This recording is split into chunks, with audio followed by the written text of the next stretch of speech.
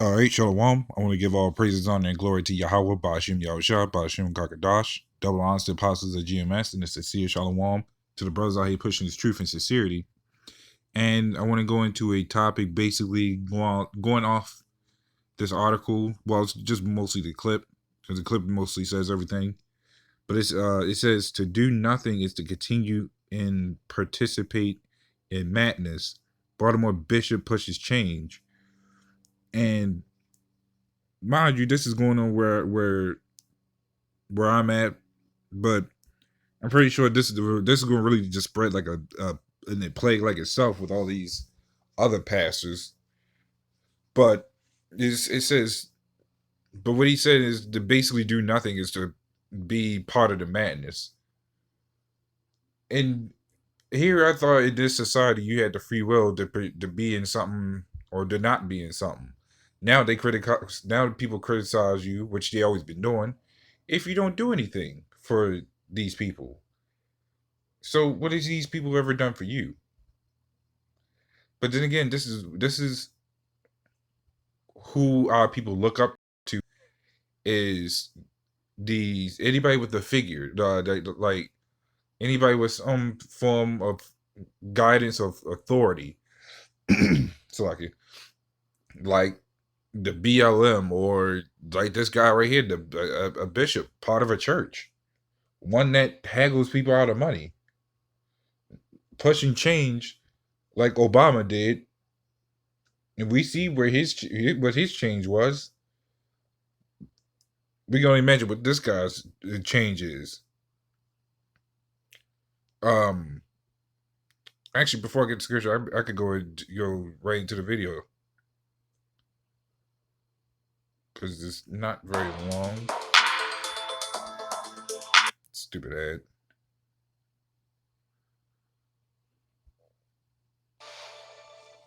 Well, the aquarium is the number one most visited place in the city of Baltimore. Really? The second most visited place is at course. Act Now Baltimore is working to hold city leaders accountable and using a network of faith-based leaders to connect the problems in the city to the people who can find solutions. Mackenzie Frost continues our series looking into the problems plaguing the city. Mackenzie? Yeah, Mary, Bishop J.L. Carter, he works at one of these churches on the east side of town along North Avenue. He's part of the grassroots group Act Now Baltimore, and today we took a walk through part of his neighborhood to see firsthand some of the challenges these people are facing every day. Bishop J.L. Carter and our church in the community together for more than 30 years. Our church literally sits between two communities. Taking us around the block, showing us the areas that need help. We've got a lot of disparities, and I'm not sure if our council person is addressing all of these issues. Immediately. How you doing, India? People coming out of their homes know Bishop Carter. Let's talk to India. India. In her home on Hope Street for more than 20 years, saying drugs and crime are running rampant. No hope on Hope Street. Drug dealers took over. Carter and I can't walk very far without stopping and chatting with people in the neighborhood. Me and my wife, she's a licensed cosmetologist. Really? Oh, man. And also a licensed barber. I'm So looking- we happily interested. You're the person I'm looking for. Boarded up and abandoned. Not much opportunity found in the Oliver community. How are you, the faith leaders, going to hold these leaders accountable? Well, one of the things we realized that our city government is basically a brand new government. We've got a brand new mayor. We've got a brand new president of city council. And I'm gonna stop it right there because that was mostly all the key points. But he's been doing this for you. When I read an article, it's been 30 years, 30 years, and he's been pushing change. Yeah, he's been pushing change and nothing's happened. See, so like in this truth, we push change on our right hand side. We push that this place gotta go down, but he's still pushing that same change of uplifting these people to do whatever it is to keep them inside the church, to take up arms that they want to. Notice that I've even seen this in the movies. But you'll notice that the preacher or the pastor or the bishop don't lift a single weapon. It'd be his own flock, as they like to say, that be lifting the weapons. So I'm gonna jump right into the scripture. This is 2 Peter 2:19. It says, while they promised them liberty, they themselves are servants of corruption, for of whom a man is overcome, of the same is he bought in bondage. So he's one of those same guys, like they always do, that falsely advertise the wrong things. I mean, they like to falsely advertise and make us seem bad. That's why you got these bishops, these pastors, and all these churches going around speaking the same lie. They all speak the same lie. But in this truth, we all speak the same truth. So this is Isaiah 42:22. It says, but this is a people robbed and spoiled. They are all of them snared in holes. And being snared in those holes is these false pastors that's pretty much popping up out of nowhere and try to convert more people into his flock, into his holes. He got more snares. He got more snares up his tricks than you can imagine.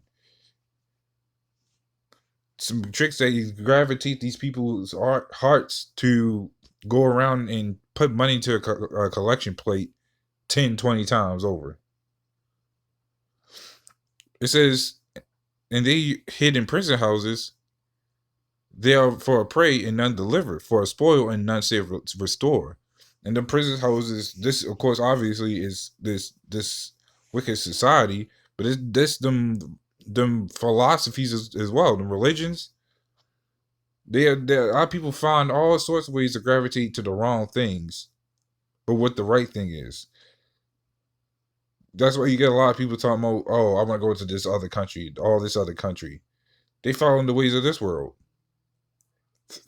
They caught in the prison house of believing, oh, I'm gonna go to Russia to understand language, or Japan, or some other place. They'll find a way to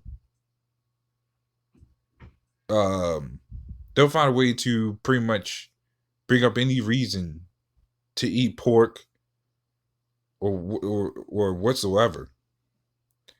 And we are telling you that this is completely opposite.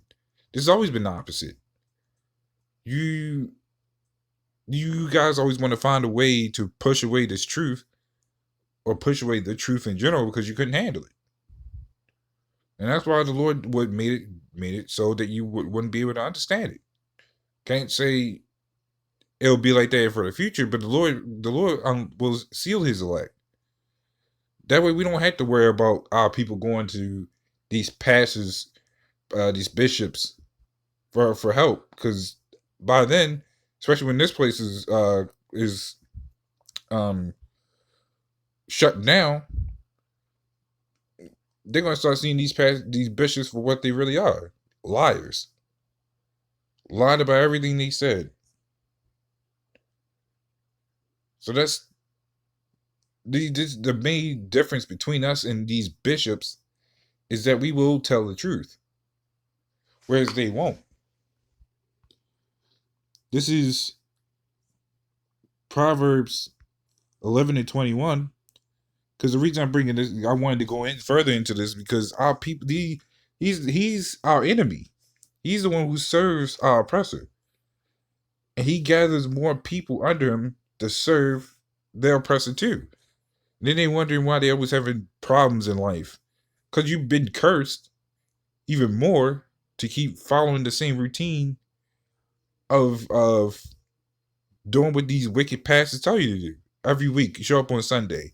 Or some days they might be open on certain days, just so they can get a little extra money.